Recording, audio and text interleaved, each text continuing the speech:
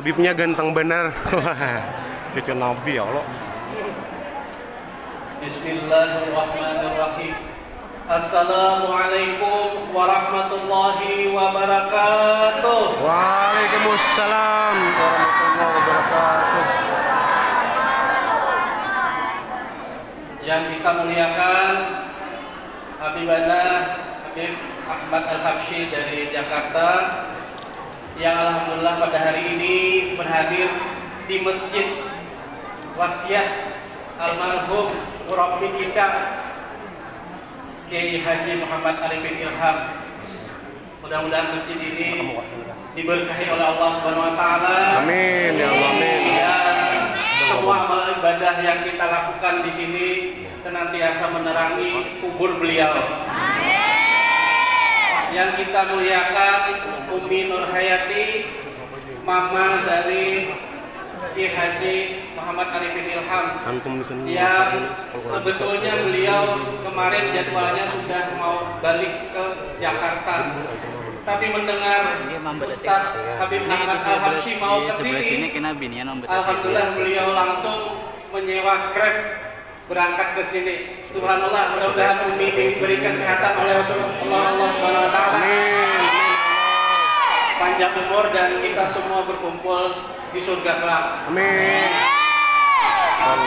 Para jamaah, ikhwan dan akhwat yang dirahmati oleh Allah Subhanahu wa taala, marilah kita mulai acara kita pada hari ini dengan sama-sama membaca Ummul Quran suratul Fatihah. Al-Fatihah.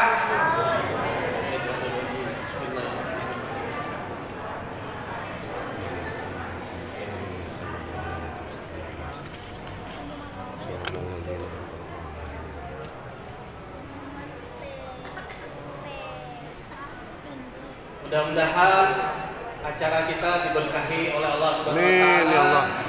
Sallallahu alaihi Muhammad. Diberikan panjang umur, dimurahkan rezeki, dan anak-anak kita dijadikan penghafal Quran, dijadikan anak-anak yang berbakti kepada kedua orang tua. Langsung saja tanpa berpanjang lebar, kita sudah sangat rindu tausiah-tausiah dari Habib Ahmad Al-Habsyi. Kita berikan kesempatan untuk beliau.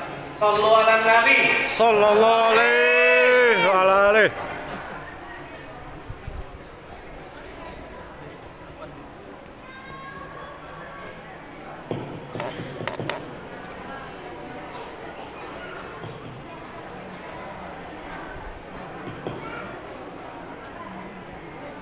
Bismillahirrahmanirrahim.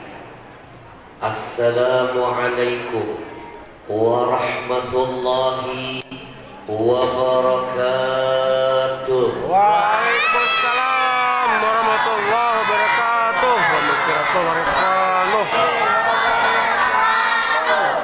Alhamdulillahilladzi khalaqal mauta wal hayata liyabluwakum ayyukum ahsanu amala.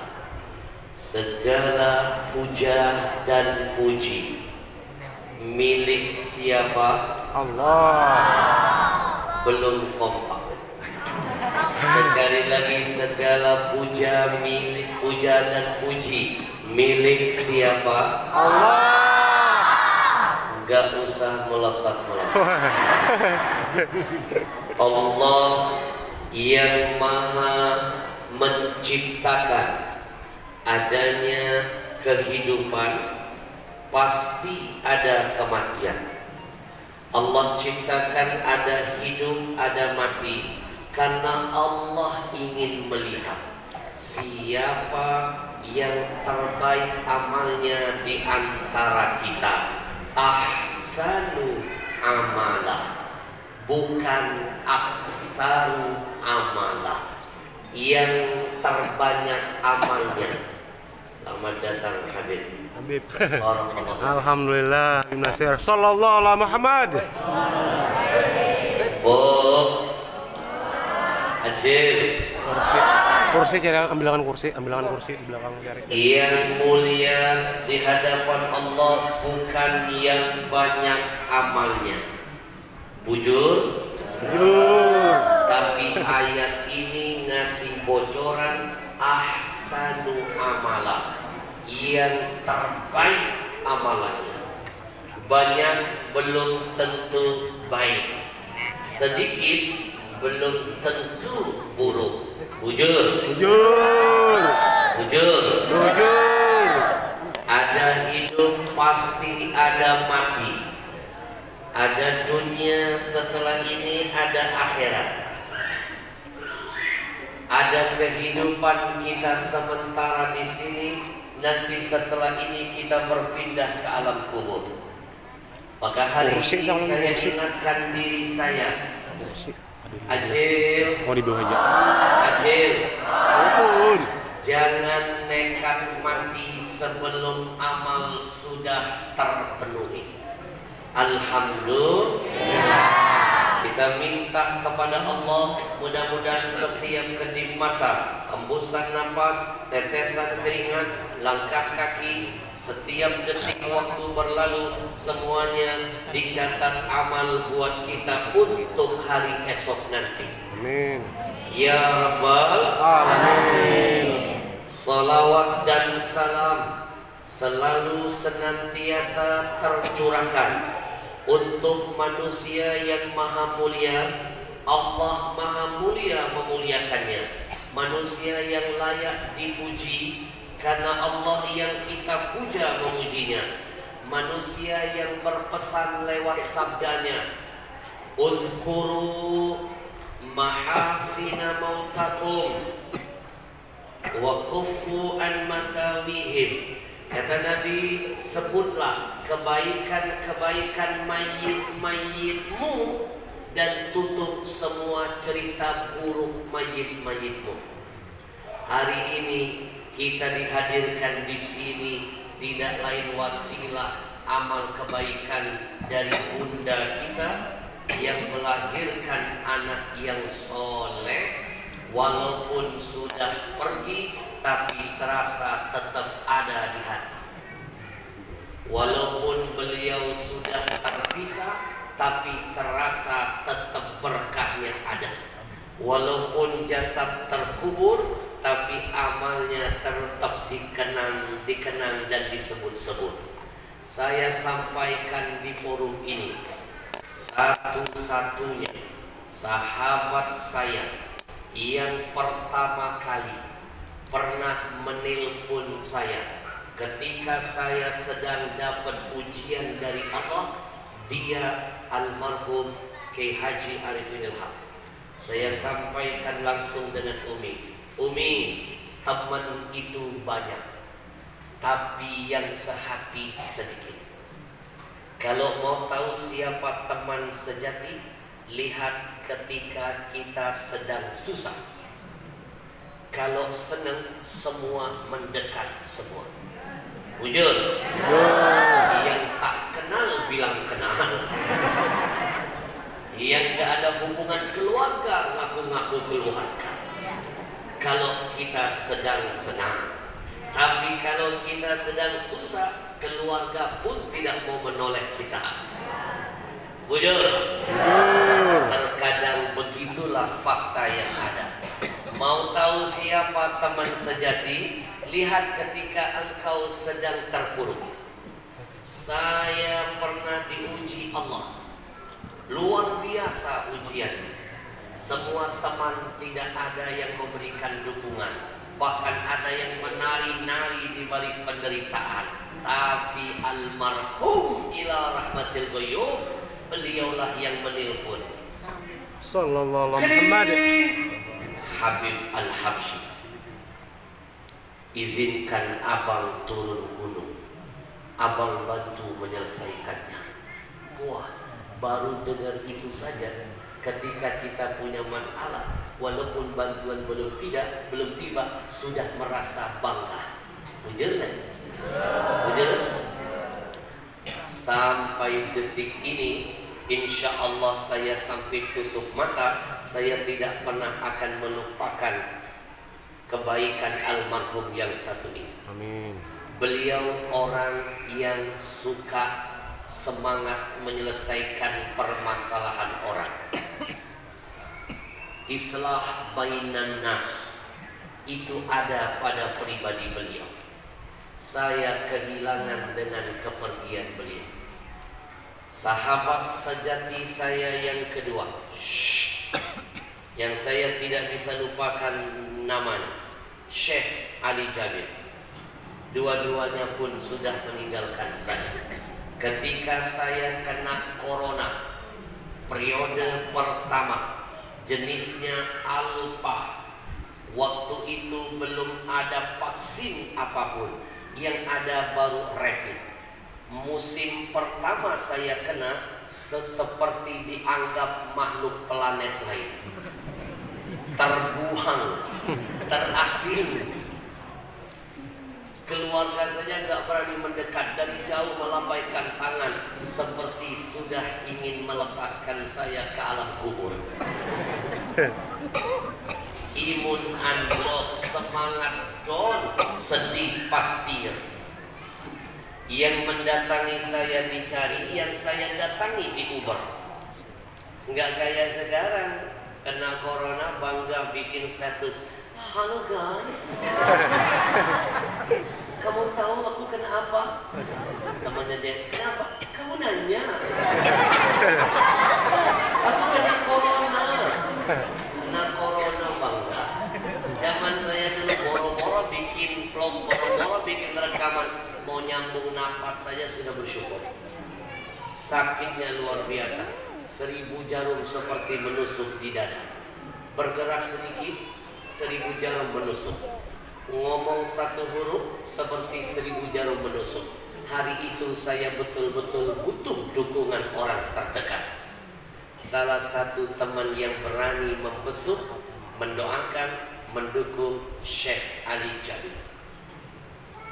Dari Jakarta menempuh jarak 2 jam lebih ke rumah sakit tempat saya disembunyikan dan dirawat.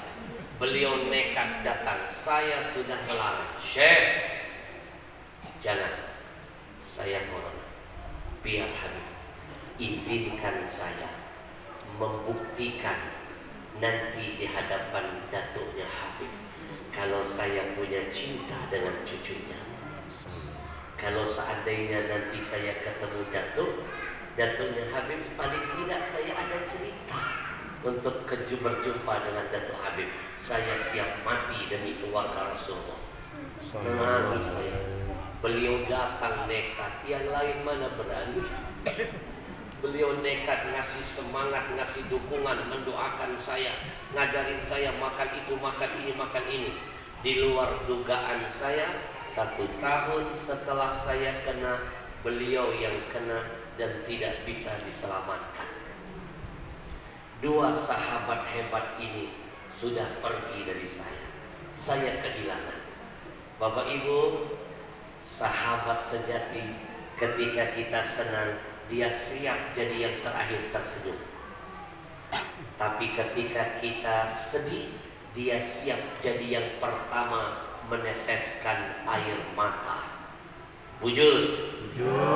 Bukan senang lihat kita susah, tapi susah lihat kita senang. Itu sahabat-sahabatan saja. Bujur. Bujur benar. Bujur benar. Maulaya salli wa sallim daiman abada ala habibika khairil khalqi kullihim. Maulaya Salli wa sallim daiman abada ala habibika khairil khalqi kullihim. Kenapa Nabi menyuruh kita sebut, ucapkan, ceritakan, share cerita-cerita yang baik tentang mayit-mayit, tapi tutup semua cerita buruknya? Ternyata ada hikmah di balik hadis ini yang namanya kebaikan. Keluar dari mulut orang baik, keluar dari orang-orang yang hidup, menceritakan orang yang mati. Kebaikan itu setiap detik akan jadi rahmat yang akan dia nikmati. Maka saya ingatkan pesan ulama. Innamal mar'u hadithun ba'dahu fakun hadisan hasanan liman wa'a. Seseorang itu akan jadi cerita, akan jadi bahan legenda bagi siapapun yang dia tinggalkan setelah hidupnya. Maka mumpung masih punya nyawa, masih bisa bernapas, masih bisa beramal, bikinlah cerita-cerita yang indah dalam setiap waktu hidup. Karena ketika engkau mati, cerita itu akan dikenang, akan disebut, dan itu akan mengalirkan pahala yang panjang. Seperti dua orang almarhum yang tadi saya sebutkan namanya, Syekh Ali Jabir dan Muhammad Arifin Ilham. Alhamdulillah. Gajah mati meninggalkan apa? Gading. Macan mati, harimau mati meninggalkan belangnya. Manusia mati meninggalkan apa? Hutangnya.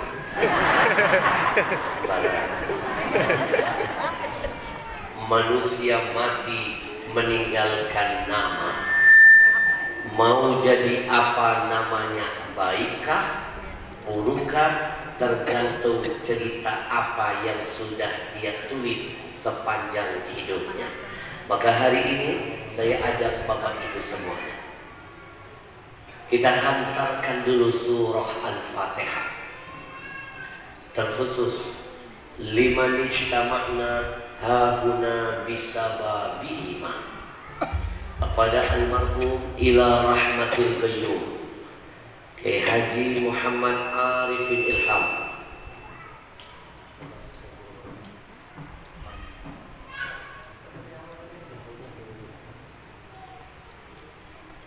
Yang pertama buat almarhum Kiai Haji Arifin Ilham, putra dari bunda kita tercinta. Yang kedua untuk Syekh Ali Jabir dan semua para ulama-ulama lain yang sudah mendahului kita, para tuan-tuan guru, para habaib, para masyayikh, para syaraih, minal mu'minin wal muslimin, minal ulama'is salihin wal awliya wal aqtab wal syuhada. Kita hantarkan surah Al-Fatihah untuk mereka, biar nanti Allah turunkan berkah juga untuk kita. Allahumma ighfir lahum warhamhum wa'afina wa'fu anhum wa wasi' madkhalahum.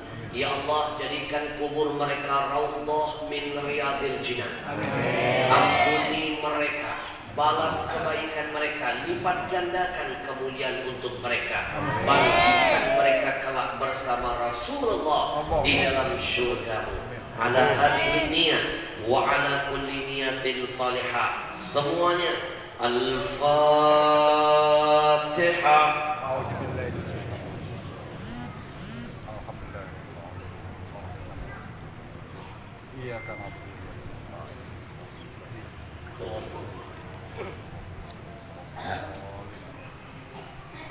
Satu hari Umi, saya baca Fatihah bersama jamaah untuk almarhum. Tiba-tiba ada yang di samping saya jamaah mencuel saya. Saya lagi kirim Fatihah buat arwah-arwah, ada jamaah nyuel saya. Habib Al-Habsyi, mana buktinya kalau Al-Fatihah itu sampai untuk orang yang sudah mati? Mana buktinya? Mendengar pertanyaan itu, ibu tahu saya gak bisa menjawabnya. Sekali lagi, saya gak bisa menjawabnya. Sekali lagi, saya nggak bisa menjawabnya. Kenapa?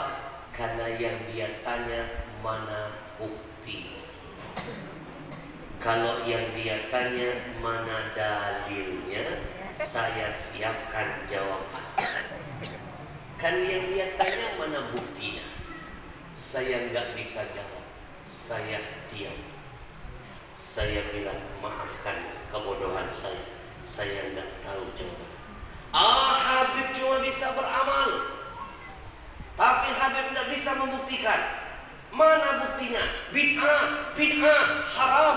Mana buktinya? Kalau Al-Fatihah itu sampah. Sekali saya diamkan, menyerang. 2 kali menyerang. Kalau begini nggak boleh didiamkan. Orang sombong harus lawan dengan kesombongan. Mantap. Saya bilang, saya nggak mau menjawab pertanyaanmu karena pertanyaanmu pertanyaan orang bodoh. Kata Imam Syafi'i, ngadepin orang bodoh jadi bodoh.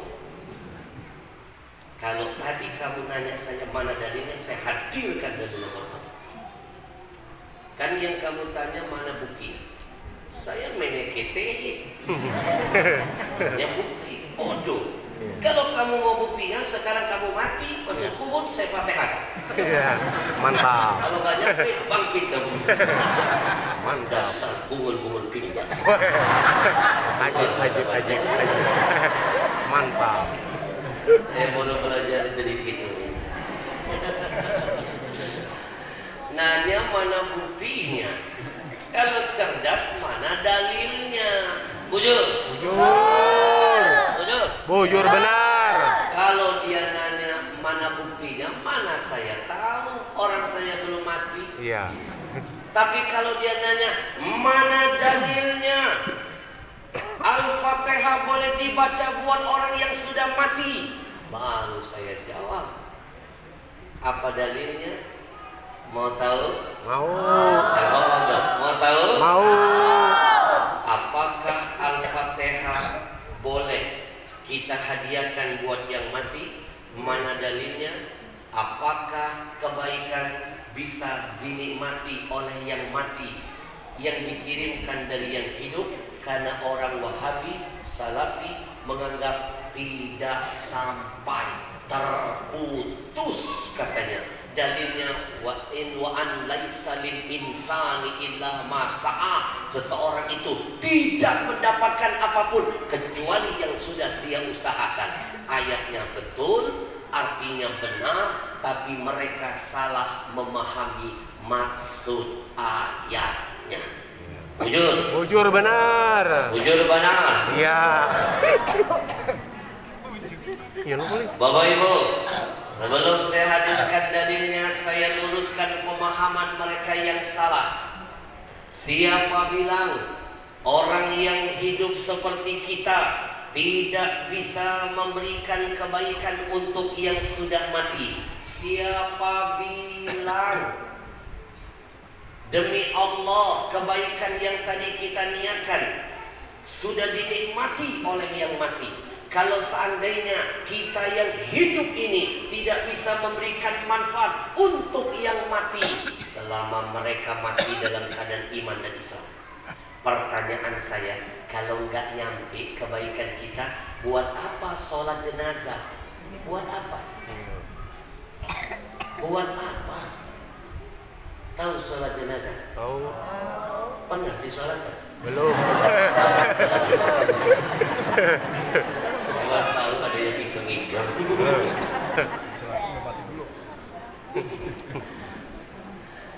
Bu, kalau sholat jenazah, mayitnya di depan imam. Orang yang hidup itu sholatnya di belakang imam. Orang yang mati di depan imam. Coba lihat sholat jenazah. Ada Fatihahnya. Betul? Betul. Kalau mereka bilang Fatihah nggak nyampe, berarti sholat jenazah Al-Fatihah nggak nyampe. Bujur benar. Ada sholawatnya. Ada doa yang diucapkan dari yang hidup buat yang mati. Kalau nggak sampai, buat apa sholat jenazah jadi syariat yang harus dilakukan? dari yang hidup buat yang mati. Buat apa? Betul? Betul. Dikit-dikit bid'ah, dikit-dikit bid'ah, dikit-dikit bid'ah. Walau bajaran. Kalau bejerang ya. Walau bajaran. Gimana belajar? Kalau seandainya orang yang sudah meninggal dunia tidak bisa menerima kebaikan apapun dari keluarganya, dari saudaranya yang seiman yang hidup, pertanyaan kedua, untuk apa Nabi mengajarkan lewat istrinya Aisyah kalau lewat kuburan ada salam khusus loh buat yang mati? Kalau nggak nyampe, buat apa dibedakan? Yang hidup ada salamnya, untuk orang mati ada salamnya. Kalau nggak nyampe, nggak ada manfaat, kenapa dibeda-bedakan? Bujur. Bujur benar. Nabi ajarkan lewat istrinya Aisyah. Anak-anakku sayang, kenal istri Nabi yang namanya Aisyah? Di mana kalian kenal? Nggak waras. Kalau kenal Aisyah berarti dia malu purbakala. Iya. Nabi ajarkan lewat Aisyah. Kalau lewat kuburan ada salamnya. Apa salamnya? Assalamualaikum ya ahlad diyar minal muslimin wal mu'minin antumul muqaddimuna wa ana insyaallahu bikum lalahikun. Sampai. Kalau nggak sampai, untuk apa? Bahkan maaf ya, punten, maaf. Bukan cuma salammu bisa didengar oleh mayit-mayitmu, bunyi telapak sendal kita mayit bisa dengar. Dalam hadis yang lain Nabi bocorkan, ketika jenazah masuk ke liang kubur, ditutup dengan tanah, satu persatu yang menghantarkan jenazahnya pulang ke rumah, Nabi pastikan la yasma qur'a ni'alihim. Si mayit dalam kubur bisa mendengar bunyi telapak sendal orang yang menghantarnya pulang satu persatu ke rumah. Si mayit bisa dengar. Kalau nggak percaya silakan coba. Mati ya. Oh, nggak percaya. Kalau sendalnya saja dia bisa dengar, apalagi tahlilnya, apalagi talqinnya, apalagi tasbihnya, apalagi salamnya.